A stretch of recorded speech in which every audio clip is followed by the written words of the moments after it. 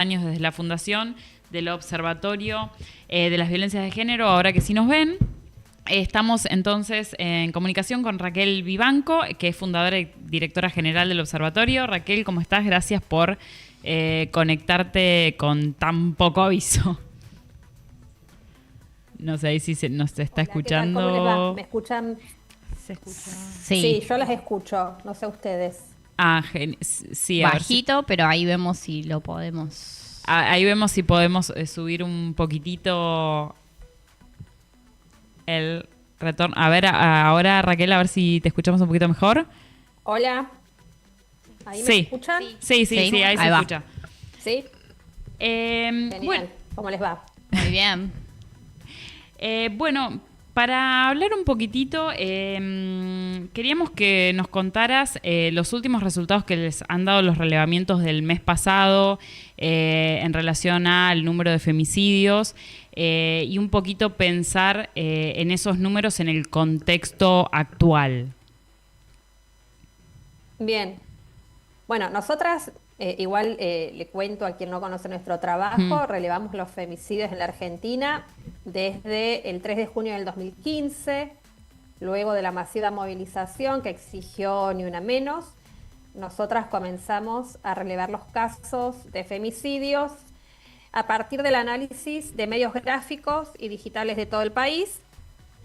Entonces es un trabajo que venimos realizando desde hace mucho tiempo y que arroja datos preocupantes. Digamos, en ningún caso nosotras podemos decir que esta es una realidad que haya disminuido de una manera importante en estos años, ¿no? Se han notado leves cambios en los casos de femicidios que responden sin duda a la presencia del Estado. O sea, en el caso en el que más casos de femicidios hubo fue el último año de la gestión de Mauricio Macri, un Estado que también llevó adelante un ajuste feroz en contra de las grandes mayorías y eso tuvo un impacto, por supuesto, en las mujeres y nosotras ahí contabilizamos una mayor cantidad de casos. Luego, en los años de gestión del gobierno anterior, en donde hubo un ministerio, en donde hubo mayor cantidad de políticas pensadas para el abordaje integral, notamos una leve disminución. En ningún caso ha sido algo, como les digo, muy marcado. En lo que va de este año particularmente, nosotras relevamos al menos 164 casos de femicidios en la Argentina. Esto nos habla de un caso cada 35 horas.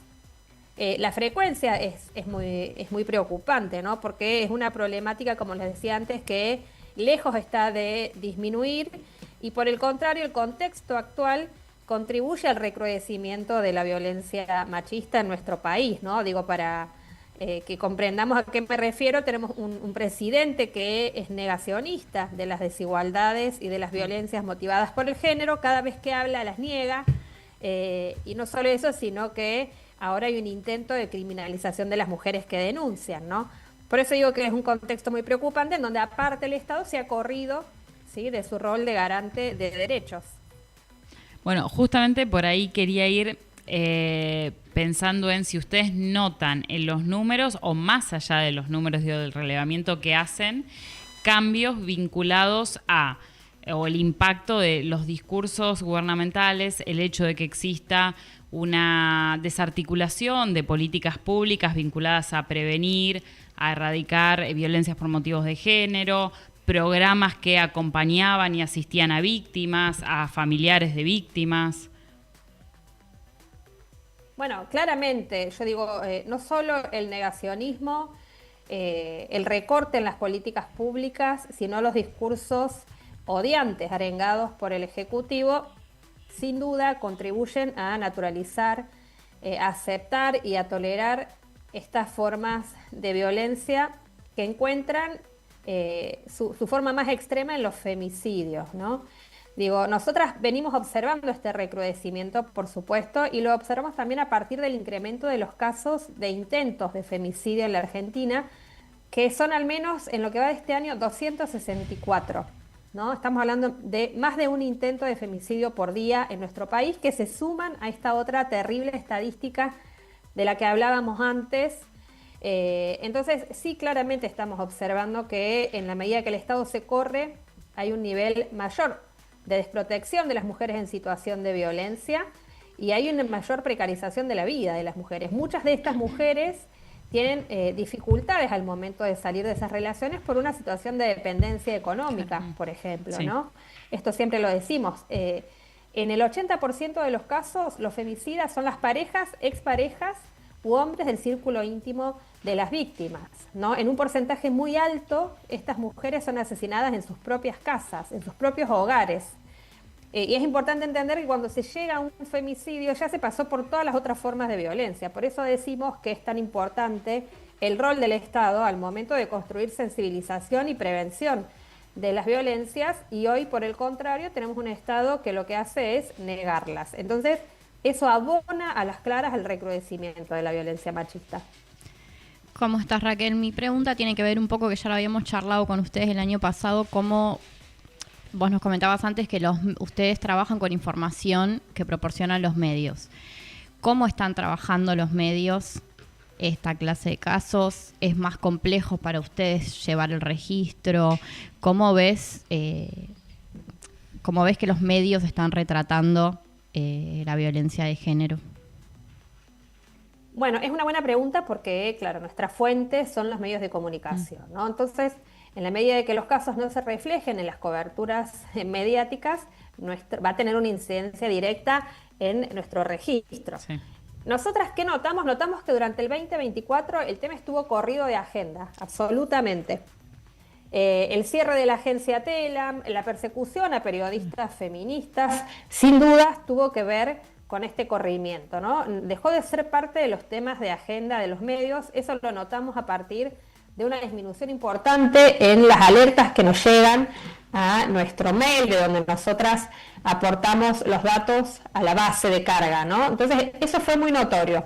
Creo que en la medida de que los feminismos de nuevo volvemos a poner el tema en discusión, este es un tema que vuelve a entrar a los medios, ¿no? Pero a fuerza de movilización, de exigencia, de denuncia. Y en esto un caso muy, muy paradigmático fue el del triple lesbicidio de Barracas. Recordemos que ese triple lesbicidio no tuvo cobertura inicial por parte de los medios de comunicación, no así por parte de los medios nativos o los medios feministas digitales que lo cubrieron, pero fue la insistencia de las organizaciones la que hizo que esos asesinatos, esos lesbicidios estuviesen en la agenda mediática. Bueno, un poco de eso se trata, ¿no? O sea, en la medida que no esté esa exigencia y con este Ejecutivo Nacional que no obliga a la implementación de la ley Micaela, que no está exigiendo que se incorpore esta perspectiva de género en las políticas públicas, bueno, por supuesto ahí hay un corrimiento en la medida que se puede de la agenda mediática sobre el abordaje de estos temas, ¿no? Entonces eso en el 2024 fue muy notorio y creo que de nuevo gracias a la insistencia de los movimientos feministas es que volvemos a instalarlo en agenda. Entonces en el 2025 ya empezamos a notar una cobertura distinta, ¿no? Pero bueno, eso fue muy marcado en el primer año de gestión de Milei, cómo se corrió el eje de la agenda mediática. Bueno, yo te vuelvo un poco sobre el rol de los medios. Ustedes hicieron una publicación con el caso de Julieta Prandi, con algunas recomendaciones. Quería preguntarte qué percibiste vos, cómo se trató ese tema o qué fue lo que ustedes observaron que la llevó a hacer este posteo de recomendaciones para comunicadores. Bueno, en realidad ese es un protocolo de abordaje de noticias que abordan la problemática de la violencia, que lo tenemos hecho desde hace muchos años, ¿no? Lo volvimos a subir a partir de la cobertura de los medios del caso de Julieta Prandi, porque nos parece que si hay algo que hubo en la cobertura que giró en torno a su caso de violencia de género, fue esta espectacularización montada en torno a la noticia, ¿no? Este morbo también puesto en relación al detalle, cómo se le exponía a ella, como si esto fuese poco, luego en las redes sociales los haters que siguen al presidente salieron a decir que de alguna manera, ¿no?, ella se merecía lo que le pasó. O que era ¿no? imposible porque estaba casada. Claro. Exacto, ¿no? Bueno, todos estos... todas estas cuestiones que nos cuestan tanto a nosotras desnaturalizar de cara a la sociedad, esto que asimismo tu marido, asimismo estés casada, tu marido no te puede violar. O sea, tan corta la discusión como esa, bueno, poner en discusión esto y que los medios no se hagan eco de comunicar de otra manera, nos parecía importante, una buena oportunidad para volver a refrescar esto, la necesidad de que no se revictimice a las víctimas, la necesidad de que sea un abordaje ajustado a derechos, que la información que se brinde sea información que tenga fuentes concretas, que las personas que se referencian en el momento de hablar tengan formación en la temática, ¿no? Y que por supuesto no se esté espectacularizando una noticia de ese tipo en donde a las claras ella está atravesando una situación muy difícil, ¿no? Después de ya haber esperado 5 años que la justicia se pronuncie en un caso tan grave como el que vivió en todos los años que estuvo casada con su expareja, ¿no? Digo, los medios tienen un rol determinante en el momento de desandar estas violencias simbólicas, por eso es tan importante que se capaciten en la materia y que si no pueden, porque no tienen los conocimientos, convoquen a alguien que sí lo tiene para poder justamente brindar información ajustada a las leyes ¿no? que tenemos vigentes en nuestro país de protección de derechos humanos. Sí. Justamente sobre esto que decís, Raquel, venía mi próxima pregunta, porque estuvimos notando que en los números que ustedes están informando hay un descenso de las personas que denuncian. Y acá, trayendo un poco el tema de Julieta Prandi, también hubo ahí, se trajo a la discusión, o por lo menos se puso en agenda, cuál era el rol de la justicia en este momento en el que estamos viviendo en este país con las cuestiones de violencia de género. Te pregunto, por un lado, si esto es acertado, si se está denunciando menos, y con qué vos crees que tiene que ver este dato. Mira, nosotras en estos 10 años teníamos un promedio de que alrededor del 18% de las mujeres asesinadas había realizado una denuncia con anterioridad a la persona que termina quitándoles la vida. Este año el promedio nos habla de un 15% de mujeres que han denunciado a sus victimarios y que luego igualmente la justicia no les garantizó su seguridad ni su vida, ¿no? O sea que hay un índice ahí que está decreciendo un poquito, no es muy significativo, hay que ver qué pasa cuando termine este 2025. Asimismo, yo creo que sea el 18, sea el 15%, es un número muy bajo de mujeres que denuncian las situaciones de violencia, cuando sabemos que para llegar a esta situación extrema deben haber estado años sufriendo distintas formas de violencia. A ver, ¿qué sucede? Primero que hay un descreimiento muy fuerte en la justicia, esto que vimos con el caso de Julieta Prandi, la exposición también de las víctimas de esta manera tan terrible. Seguramente, bueno, no todas tienen el nivel de conocimiento que tiene Julieta Prandi, pero de alguna manera una se está exponiendo cuando va a hacer una denuncia, y en muchos casos esa denuncia es contra los padres de sus hijos. Entonces, no es sencillo hacer una denuncia para una mujer que esté en situación de violencia, y mucho menos, como les decía también antes, si encima esa mujer no tiene autonomía económica o no tiene las condiciones materiales para poder irse de ese hogar. Entonces, cuando va a denunciar una mujer, primero tiene que tener la certeza de que no la van a volver a mandar a la casa y le van a decir, como sucede todavía en algunas comisarías, ya te vas a arreglar con tu marido, volvé a tu casa, ¿no? Que le van a creer. Y más ahora que hay un dedo acusatorio en que supuestamente todas las mujeres hacemos denuncias falsas, ¿no? Porque nos encanta joderle la vida a alguien, como si a nosotras nos gustara, por eso, exponernos frente a otros en estos casos. Entonces, el hecho de que tengan que denunciar a los padres de sus hijos o a hombres que son de su círculo íntimo, el hecho de que no confíen en la justicia, de que vaya a resolver de manera adecuada la situación que están atravesando y que las vaya a proteger, por esto mismo que decimos. En la tele todos los días vemos noticias de mujeres que denunciaron y asimismo fueron agredidas. Bueno, son distintas las causas por las cuales se desalienta a que las mujeres hagan la denuncia, ¿no? El temor al recrudecimiento de la violencia. O sea, yo lo denuncio a mi marido, pero tengo que volver a mi casa. Y cuando llego, ¿qué me va a pasar? Bueno, digo, por eso que es un problema, o sea, multicausal el de la violencia, y necesita respuestas integrales, ¿no? Entonces, no solo basta con que la justicia tome la denuncia. Esa mujer necesita un acompañamiento integral, necesita asistencia psicológica, asistencia económica, si así lo demanda, porque necesita saber que si tiene que irse de su hogar con sus hijos, tiene a dónde ir a dormir. Bueno, son como cosas que parecieran a ver, fáciles de explicar, pero que a la vez son muy complejas en la vivencia de una mujer que está en esta situación. Y bueno, y justamente al correrse el Estado, como se ha corrido el Estado Nacional, y al no demandar la exigencia de la implementación de políticas públicas a nivel nacional tampoco, estamos las mujeres en una situación de mucha más desprotección. Ni qué hablar las mujeres que están atravesando violencia, ¿no? Sí, sí, claro. O sea, la falta de políticas integrales claramente es una de las causales de las situaciones de violencia que se han recrudecido. Eso es claro. Raquel, y queríamos preguntarte un poco por la publicación que hicieron, Ni Una Menos, Nuestro Nunca Más. ¿En qué consiste? Sé que se puede acceder y se puede adquirir en Editorial Sudestada. ¿Cuál es el objetivo? ¿Por Bueno, qué la sí. pensaron? ¿Cómo la pensaron? Ese es un libro que nosotras decidimos hacer el año pasado en función de que este año se cumplían 10 años de Ni Una Menos y también 10 años de nuestro trabajo. Entonces nos propusimos de alguna manera contar qué es lo que venimos haciendo y en el camino fuimos incorporando a otras voces que dan cuenta de estos 10 años de lucha y de Mm. resistencias desde el movimiento feminista. Entonces es un libro que pretende, por un lado, contar parte de esa historia reciente, tomando nuestra propia experiencia, pero sumándola de otros agrupamientos que aportaron muchísimo en estos 10 años, como las actrices, como las periodistas, Mm. como las organizaciones sociales y barriales, como Ni Una Menos, porque también está Lucy Caballero ahí. Sí. Ujú.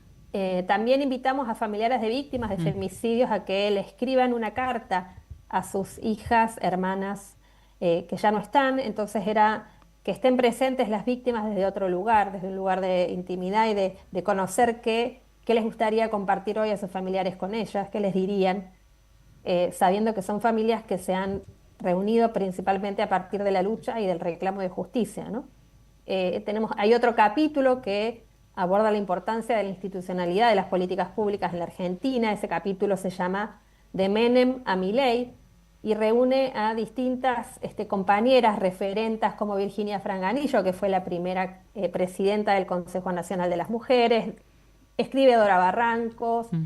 escribe Vilma Ibarra, escribe Meme Durrié, escribe La Soledesa, que es la abogada del caso Belén, que ahora justo está por Ujú. estrenarse la peli. Sí. Digamos, son voces que durante estos 10 años han sido, bueno, artífices también de todas estas luchas, ¿no? En donde nos hemos encontrado en la calle y en distintos ámbitos pensando siempre la manera de avanzar e ir por más en materia de derechos. Y la invitación al libro fue pensarnos desde la actualidad. Mm. O sea, esa lucha, pero parada sobre el Claro. hoy, que es un contexto sumamente adverso para nuestras reivindicaciones, por eso se llama 10 años de luchas y resistencias feministas. Y bueno, el libro es una invitación a seguir encontrándonos, a pensar cómo seguimos resistiendo y cómo seguimos dando las discusiones en cada uno de los ámbitos. Y bueno, la presentación se va a hacer pronto aquí en la Ciudad de Buenos Aires. Se puede adquirir, como dijeron ustedes, a través de la página de Editorial Sudestada o nos pueden encargar el libro también vía Instagram de Ahora que sí nos ven. Y bueno, ojalá nada, pueda llegar a muchos lugares. El libro tiene también en la última sección un código QR donde se puede descargar una propuesta de trabajo en prevención de las violencias para trabajar en las aulas. Tiene propuestas de taller, esto para Mira. desarrollar en distintos espacios. Mm. Así que estamos muy contentas con nuestro libro, que fue también un esfuerzo importante para nosotras, pero bueno, esperamos que esto que llegue a la mayor cantidad de compañeras. Genial. Interesante. Bueno, Raquel, y te hacemos la pregunta que le hacemos a todas las personas que pasan por acá, que es totalmente libre de respuesta. ¿De qué estás harta? ¿Harta? Sí. Uf, del machismo sin duda.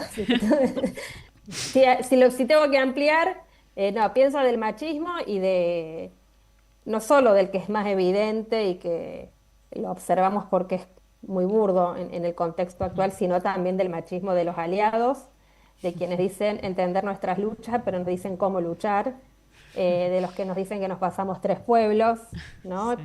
Pero somos las únicas que ampliamos derechos en estas últimas décadas. Bueno, eso, ¿no? Del machismo en todos los ámbitos y ejercido por parte de todos los varones, no únicamente los que sabemos que asumen eso como algo, ¿no? De lo que se hacen cargo. Bueno, muchísimas gracias. La verdad que un placer escucharte y bueno, conocer un poquito del trabajo que vienen haciendo hace una década.